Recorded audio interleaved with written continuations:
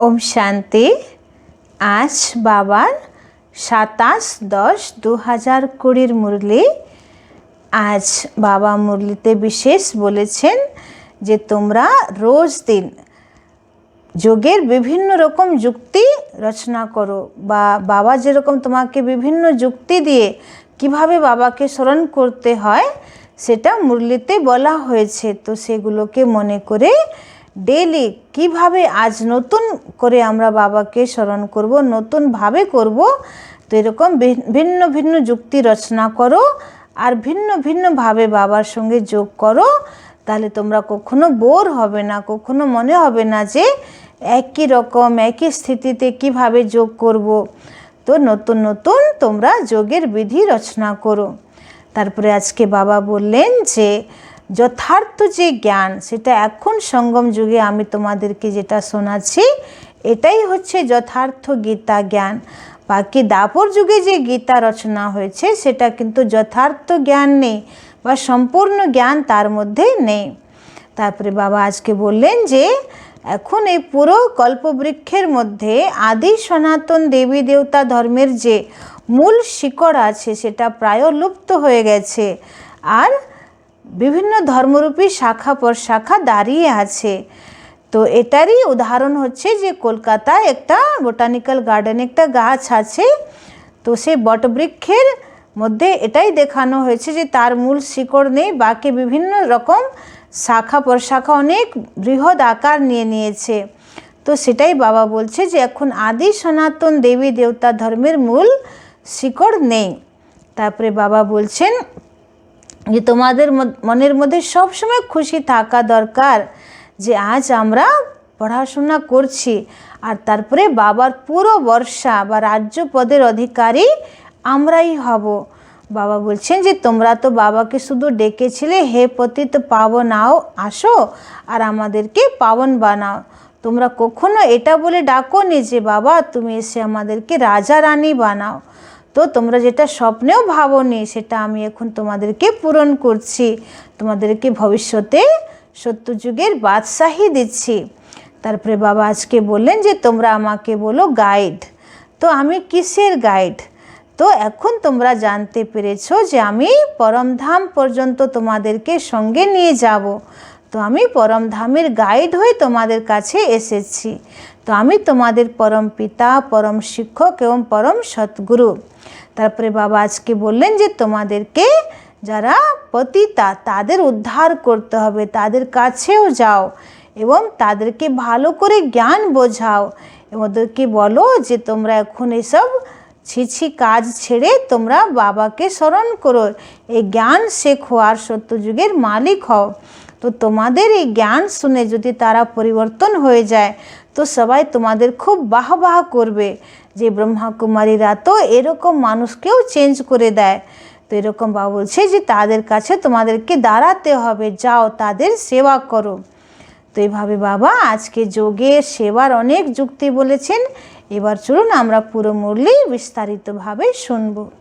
मीठे बच्चे भिन्न भिन्न युक्तियाँ सामने रख याद की यात्रा पर रहो। इस पुरानी दुनिया को भूल अपने स्वीट होम और नई दुनिया को याद करो। বাবা বলছেন যে তোমাকে ভিন্ন ভিন্ন যুক্তি সামনে রেখে বাবাকে স্মরণ করতে হবে, মানে বাবার ইয়াদের বিভিন্ন রকম যুক্তিকে তৈরি করে বাবাকে স্মরণ করতে হবে এবং যে কোনোভাবে এই পুরনো দুনিয়াকে ভুলে নিজের সুইট হোম আর নতুন দুনিয়াকে মনে করতে হবে, স্মরণে রাখতে হবে। प्रश्न है कौन सी एक्ट अथवा पुरुषार्थ अभी ही चलता है सारे कल्प में नहीं। बाबा বলছেন কি একটা পুরুষার্থ বা বাবার কি একটা মুখ্য ভূমিকা এই সঙ্গম যুগেই চালু থাকে, বাকি সারা কল্পে থাকবেই না। তো বাবা উত্তরে বলেছেন याद की यात्रा में रह आत्मा को पावन बनाने का पुरुषार्थ सारी दुनिया को पतित से पावन बनाने की एक्ट सारे कल्प में सिर्फ इसी संगम समय पर चलती है। यह एक्ट हर कल्प रिपीट होती है। तुम बच्चे इस अनादि अविनाशी ड्रामा के वंडरफुल राज को समझते हो।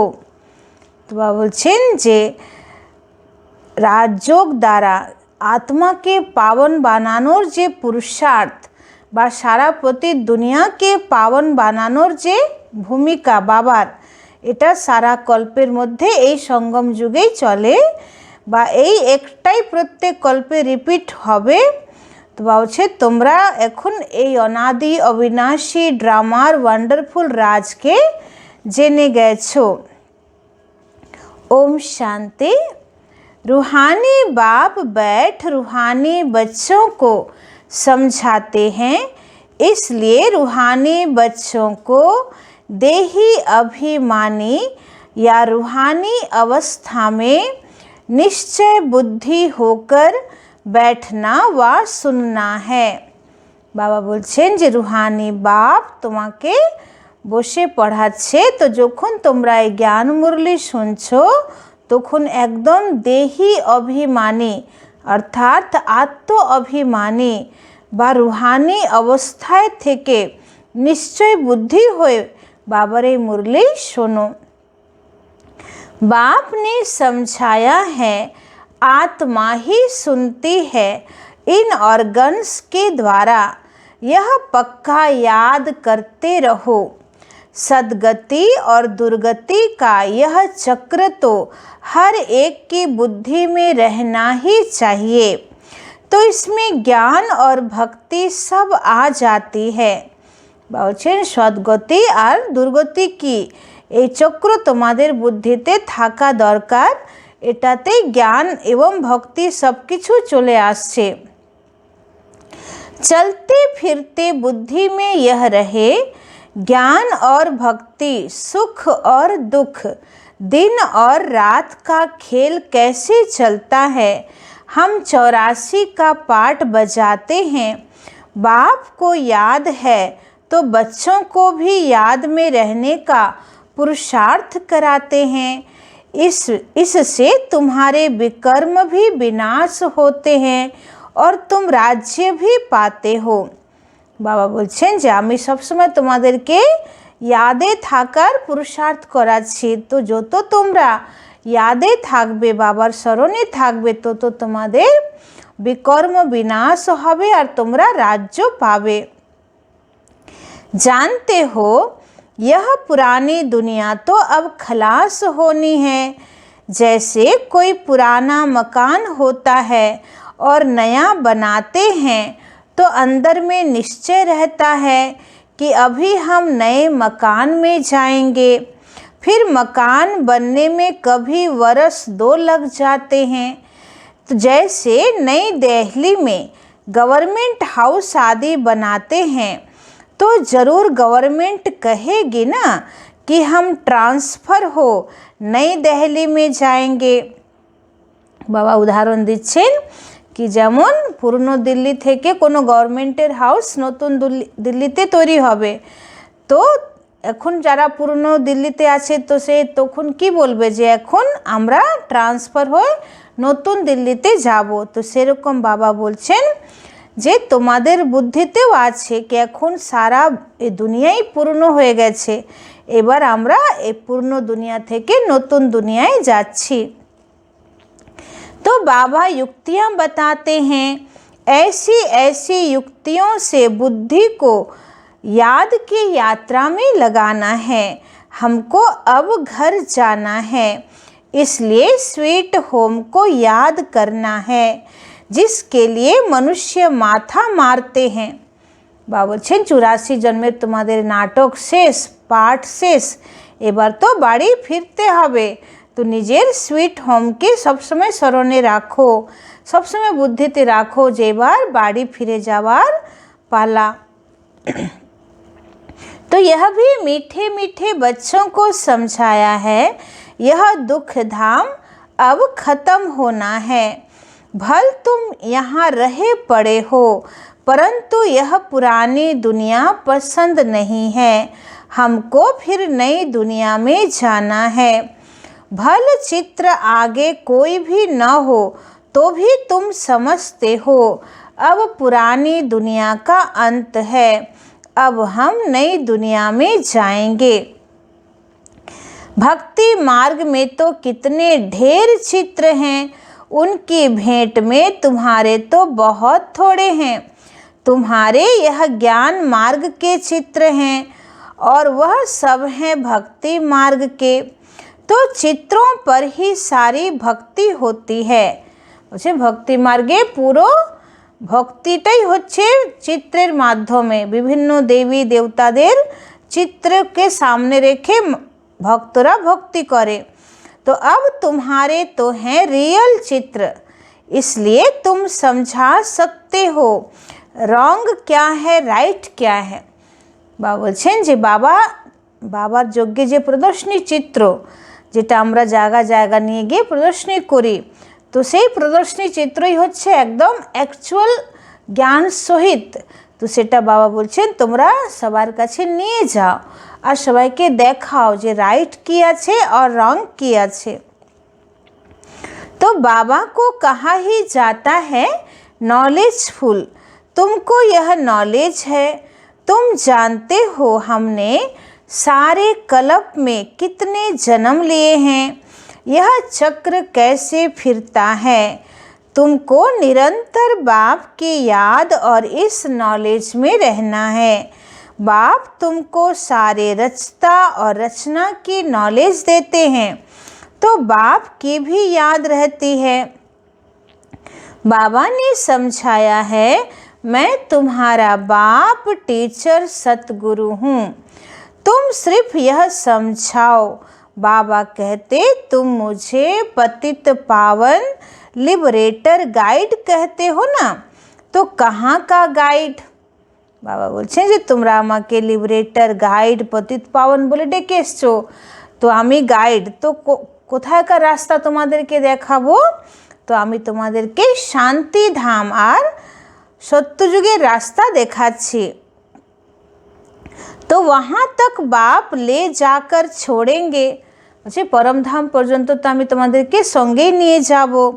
तो बच्चों को पढ़ाकर सिखलाकर गुलगुल बनाकर घर ले जाएंगे छोड़ेंगे, तो बाप के सिवाय तो कोई ले जा नहीं सकते।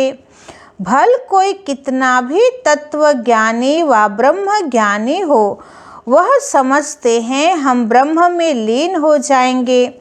तुम्हारी बुद्धि में है कि शांति धाम तो हमारा घर है, वहाँ जाकर फिर नई दुनिया में हम पहले पहले आएंगे, तो वह सब बाद में आने वाले हैं।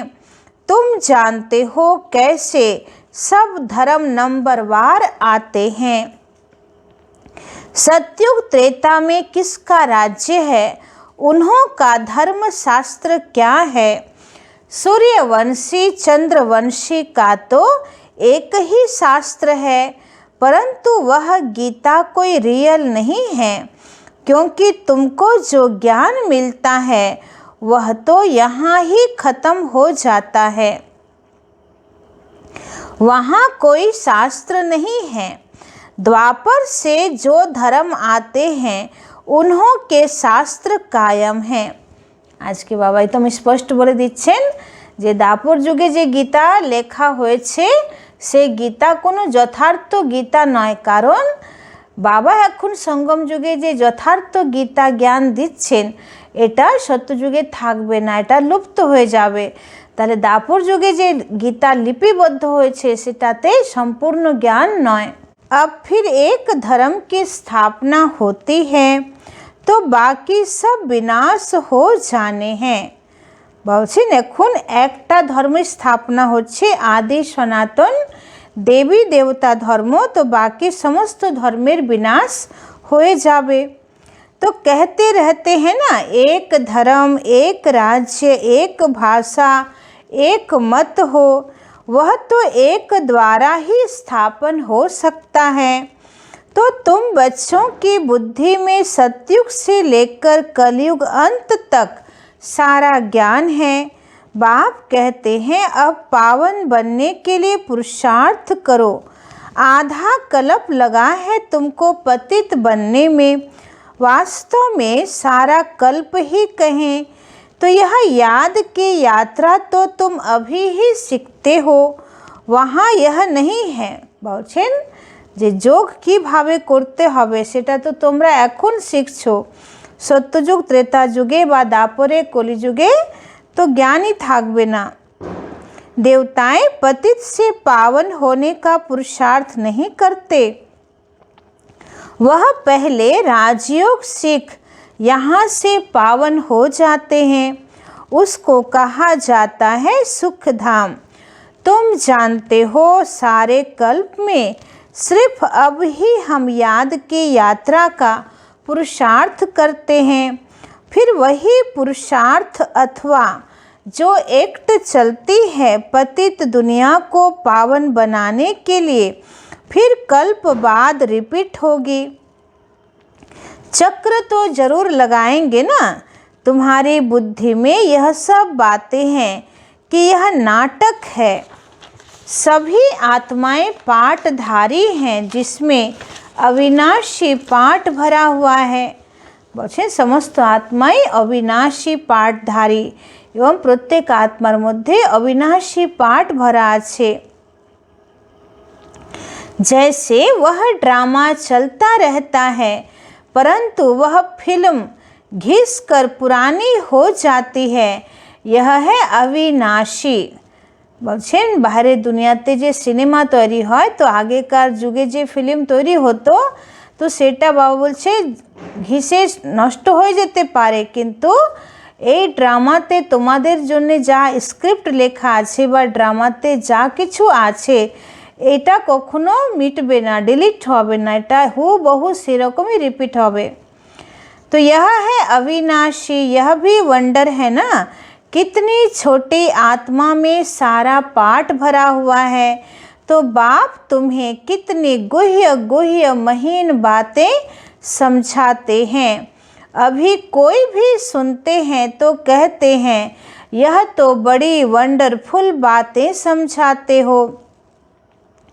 आत्मा क्या है वह अभी समझा है, शरीर को तो सब समझते हैं। डॉक्टर लोग तो मनुष्य के हार्ट को भी निकाल कर बाहर रखते फिर डाल देते हैं, परंतु आत्मा का किसी को पता नहीं है। बाबा বলছেন যে শরীরের জ্ঞান তো ডক্টরদের কাছে আছে, তারা মানুষের হার্টকেও বের করে কিছুক্ষণের জন্য বাইরে রেখে দেয়, আবার শরীরের মধ্যে সেট করে দেয়, কিন্তু আত্মা যে কী জিনিস আছে, আত্মা বেরিয়ে গেলে আর সে আত্মা সেই শরীরে আবার পুনরায় সেট হবে না, এটা কেউ জানে না। तो आत्मा पतित से पावन कैसे बनती है यह भी कोई नहीं जानते। पतित आत्मा पावन आत्मा महान आत्मा कहते हैं ना। बाबा বলছেন যে যত টাইটেল আত্মার উপরেই লাগে, শরীরের উপরে লাগে না। যে যেমন পাপ শরীর, পুণ্য শরীর, মহান শরীর, সন্ত শরীর এসব বলা হয় না, কি বলা হয় পাপ আত্মা, পুণ্য আত্মা, মহান আত্মা, দানী আত্মা। মানে আত্মা যেমন যেমন কর্ম করছে সেরকম সেরকম টাইটেল পেয়ে যাচ্ছে। तो सब पुकारते भी हैं कि हे पतित पावन आकर मुझे पावन बनाओ, परंतु आत्मा कैसे पावन बनेगी, उसके लिए चाहिए अविनाशी सर्जन। आत्मा पुकारती उसको है जो पुनर्जन्म रहित है। आत्मा को पवित्र बनाने की दवाई उनके पास है। বাবা বলছেন আত্মা তাকে স্মরণ করে যে পুনর্জন্ম রহিত, মানে যার পুনর্জন্ম নেই। তো আত্মাকে পবিত্র বানানোর ওষুধ হচ্ছে বাবার কাছে। तो तुम बच्चों के खुशी में रोमांच खड़े हो जाने चाहिए। भगवान पढ़ाते हैं तो ज़रूर तुमको भगवान भगवती बनाएंगे। भक्ति मार्ग में इन लक्ष्मी नारायण को भगवान भगवती ही कहते हैं। तो यथा राजा रानी तथा प्रजा होगी ना। आप समान पवित्र भी बनाते हैं, ज्ञान सागर भी बनाते, फिर अपने से भी जास्ती विश्व का मालिक बनाते हैं। पवित्र अपवित्र का कंप्लीट पार्ट तुमको बजाना होता है। बाबा बोलছেন যে পবিত্র বা অপবিত্রের কমপ্লিট পার্ট তোমাকেই বাজাতে হচ্ছে। মানে সম্পূর্ণ পবিত্র সত্যযুগে আমরাই ছিলাম, আবার দাপর থেকে অপবিত্র হতে হতে একদম অপবিত্র হয়ে গেলাম। তো এটাই পুরো পার্ট আমরাই প্লে করছি। तो तुम जानते हो बाबा आया हुआ है फिर से आदि सनातन देवी देवता धर्म स्थापन करने, जिसके लिए ही कहते हैं यह धर्म प्रायः लोप हो गया है। उनकी बड़ के झाड़ से ही भेंट की गई है, शाखाएं ढेर निकलती हैं, थूर है नहीं। यह भी कितने धर्मों की शाखाएं निकली हैं। বাবা বলছেন যে বোটানিক্যাল গার্ডেন হাওড়াতে যেমন একটা বটবৃক্ষের গাছ আছে যে যার মূল শিকড় পাওয়া যাচ্ছে না, বাকি শাখা উপরে শাখা, শাখার উপরে শাখা হয়ে গেছে।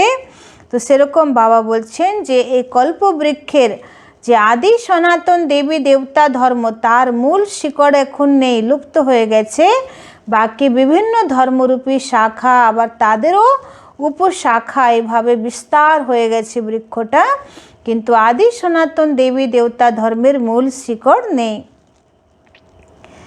तो यह भी कितने धर्मों की शाखाएं निकली हैं, फाउंडेशन है ही नहीं, तो प्रायः लोप है। बाप कहते हैं वह धर्म है, परंतु धर्म का नाम फिरा दिया है। पवित्र न होने के कारण अपने को देवता कह न सके, न हो तब तो बाप आकर रचना रचे न। अभी तुम समझते हो हम पवित्र देवता थे, अभी पतित बने हैं। हर चीज़ ऐसे होती है, तो तुम बच्चों को यह भूलना नहीं चाहिए। पहली मुख्य मंजिल है बाप को याद करने की, जिससे ही पावन बनना है। बोलते सब ऐसे हैं हमको पावन बनाओ, ऐसे नहीं कहेंगे कि हमको राजा रानी बनाओ। तो तुम बच्चों को बहुत फकुर होना चाहिए।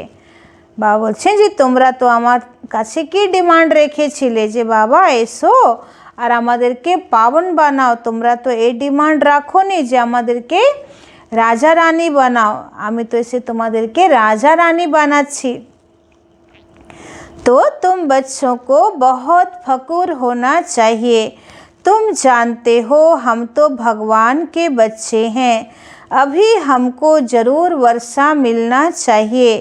कल्प कल्प यह पाठ बजाया है, झाड़ बढ़ता ही जाएगा। बाबा ने चित्रों पर भी समझाया है कि यह है सद्गति के चित्र। तुम ओरली भी समझाते हो, चित्रों पर भी समझाते हो। तुम्हारे इन चित्रों में सृष्टि के आदि मध्य अंत का राज आ जाता है। बच्चे जो सर्विस करने वाले हैं आप समान बनाते जाते हैं। पढ़कर पढ़ाने की कोशिश करनी चाहिए। जितना जास्ती पढ़ेंगे उतना ऊंच पद पाएंगे।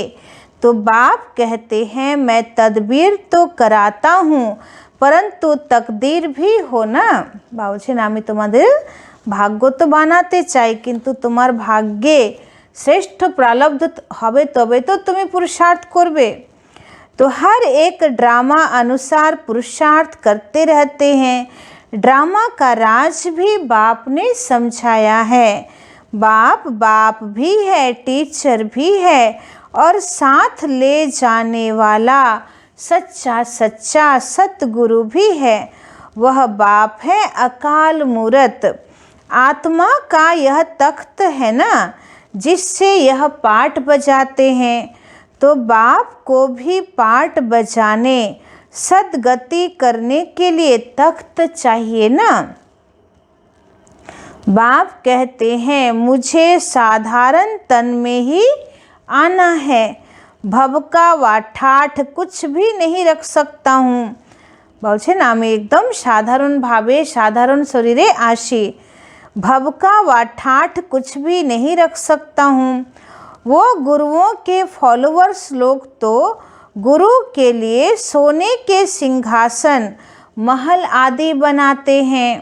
भक्ति मार्गेर যারা শিষ্যরা তারা নিজের গুরুদের জন্যে সোনার সিংহাসন महल এসব বানায়।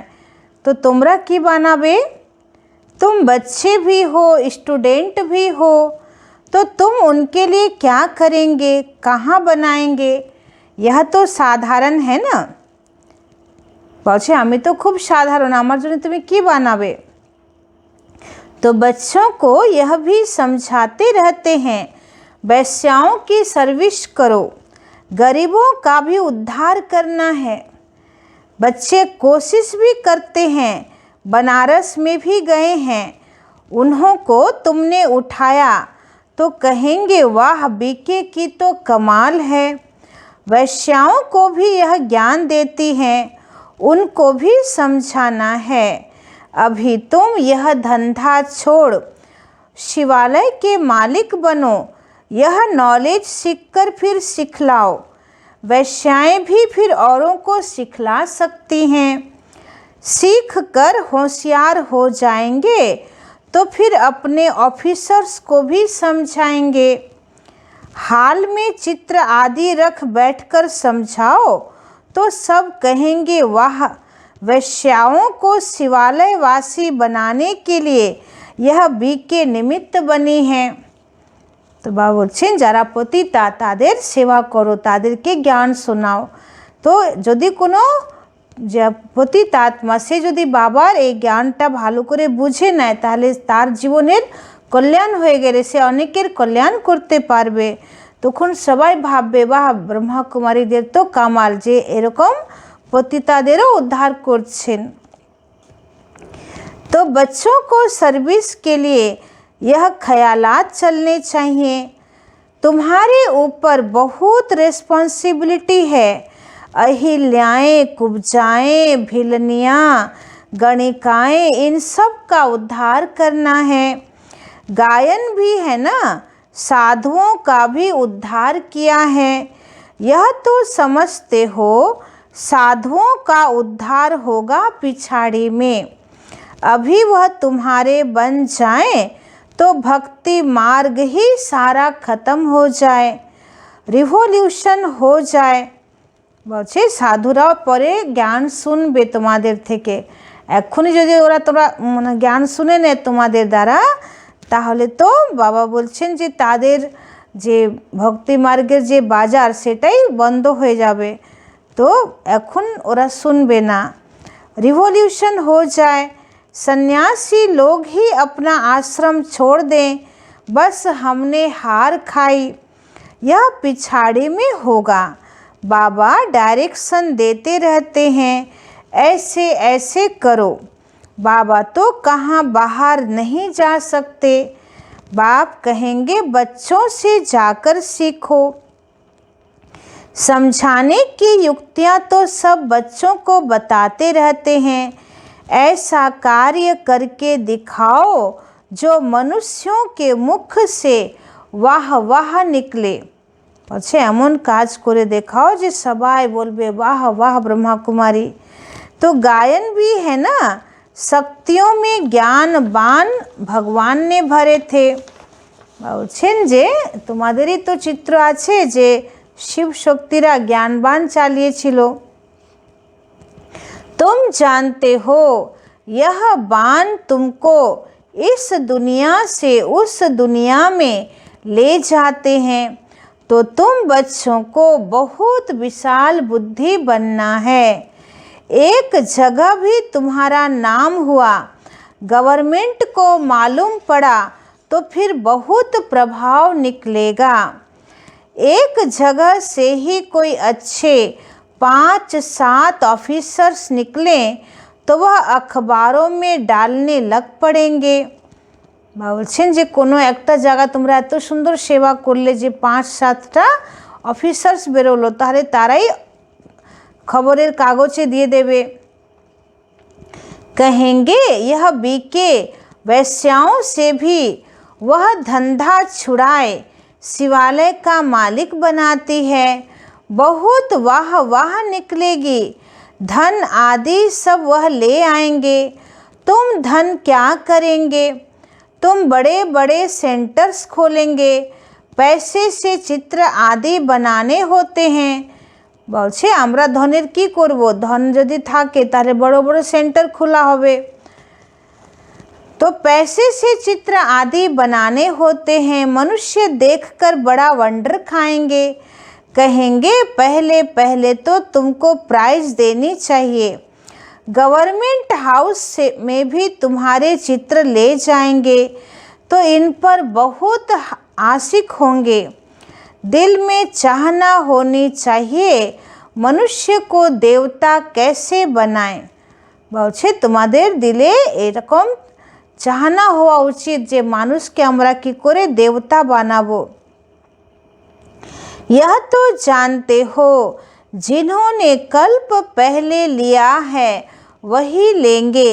इतना धन आदि सब कुछ छोड़ दे, मेहनत है। बाबा ने बताया हमारा अपना घर घाट मित्र संबंधी आदि कुछ भी नहीं है, हमको क्या याद पड़ेगा। बाबा ब्रह्मा बाबा बोलছেন যে আমার তো না থাকলো নিজের ঘর বাড়ি, না থাকলো আমার আত্মীয় স্বজন, তাহলে আমি কাকে স্মরণ করব। বাবা বলছে শেষ পর্যন্ত আমার কারোই বুদ্ধি কারো মানে কোনো দিকেই আমার বুদ্ধি যাবে না। तो सिवाय बाप के और तुम बच्चों के कुछ नहीं है। বলছে শুধু বাবা ছাড়া আর তোমাদের ছাড়া আমার আর কেউ নাই। तो सब कुछ एक्सचेंज कर दिया, बाकी बुद्धि कहाँ जाएगी। बाबा को रथ दिया है तो जैसे तुम वैसे हम पढ़ रहे हैं, सिर्फ रथ बाबा को लोन पर दिया है। तुम जानते हो हम पुरुषार्थ कर रहे हैं सूर्यवंशी घराने में पहले पहले आने के लिए। तो यह है ही नर से नारायण बनने की कथा। तीसरा नेत्र आत्मा को मिलता है। हम आत्मा पढ़कर नॉलेज सुन देवता बन रहे हैं, फिर 100 राजाओं का राजा बनेंगे। शिव बाबा कहते हैं मैं तुमको डबल सिरताज बनाता हूँ। तुम्हारी अभी कितनी बुद्धि खुल गई है।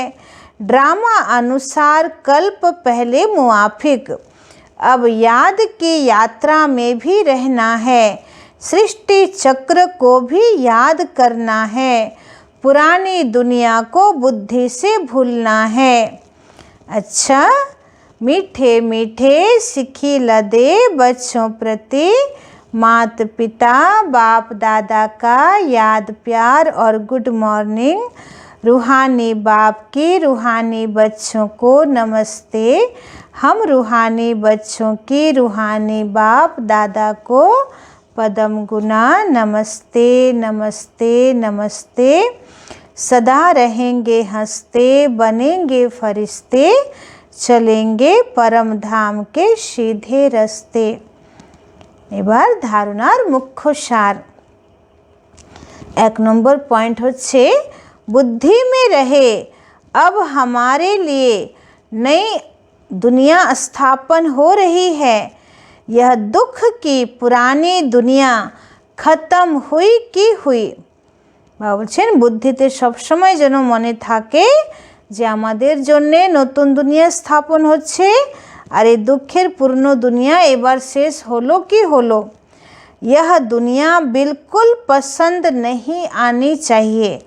বলছে দুনিয়া একদম যেন তোমাদেরকে পছন্দ আসা উচিত নয়। 2 নম্বর পয়েंट जैसे बाबा ने अपना सब कुछ एक्सचेंज कर दिया तो बुद्धि कहाँ जाती नहीं। ब्रह्मा बाबा निजेर सब किछु एक्सचेंज করে দিলেন, ट्रांसफर করে দিলেন, বাবাকে দিয়ে দিলেন, তো তার বুদ্ধি কোথাও যাচ্ছে না। ऐसे फॉलो फादर करना है। दिल में बस यही चाहना रहे कि हम मनुष्य को देवता बनाने की सेवा करें। इस वैश्यालय को शिवालय बनाएं। এই वैश्यालयকে शिवालय বানাতে হবে। আজকের वरदान, मुरली के साज द्वारा माया को सरेंडर कराने वाले मास्टर मुरलीधर भव। मुरली के साज द्वारा माया को सरेंडर कराने वाले मास्टर मुरलीधर भव। मुरलियाँ तो बहुत सुनी हैं, अब ऐसे मुरलीधर बनो जो माया मुरली के आगे न्यौछावर हो जाए। मुरली के राज का साज अगर सदैव बजाते रहो तो माया सदा के लिए सरेंडर हो जाएगी। बाबा बोलছেন যে মুরলি তো তোমরা অনেক শুনেছো, এবার এমন মুরলীধর হও যে তোমাদের মুরলির আগে মায়া সারেন্ডার হয়ে যাবে।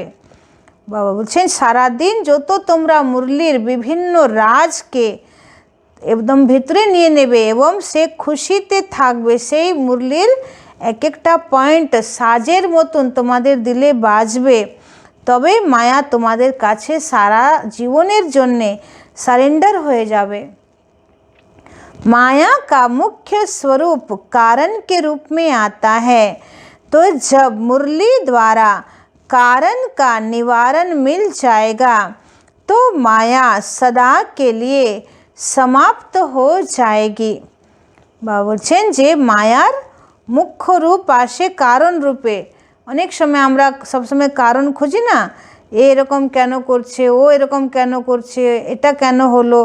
তো বাবা বলছেন যে মায়া কারণ রূপে আসে, কিন্তু বাবার মুরলি যখন আমরা শুনি তখন অনেক প্রশ্নের উত্তর আমরা পেয়ে যাই, প্রত্যেক কারণের নিবারণ আমরা পেয়ে যাই, আর তখন সেই জ্ঞান দ্বারা আমরা কারণকে শেষ করে দিই যে না এটা তো হবেই। तो माया सदा के लिए समाप्त हो जाएगी। कारण खत्म अर्थात माया खत्म। বলছেন কারণ শেষ মানা মায়াও শেষ। আজকের স্লোগান, अनुभवी स्वरूप बनो तो चेहरे से खुश नसीबी की झलक दिखाई देगी। বলছেন অনুভবী স্বরূপ হও, তাহলে তোমাদের চেহারা থেকে ভাগ্যশালী বা খুশ নসিবি, যে কত আমরা খুশ নসিব আছি তার ঝলক দেখা যাবে। ওম শান্তি।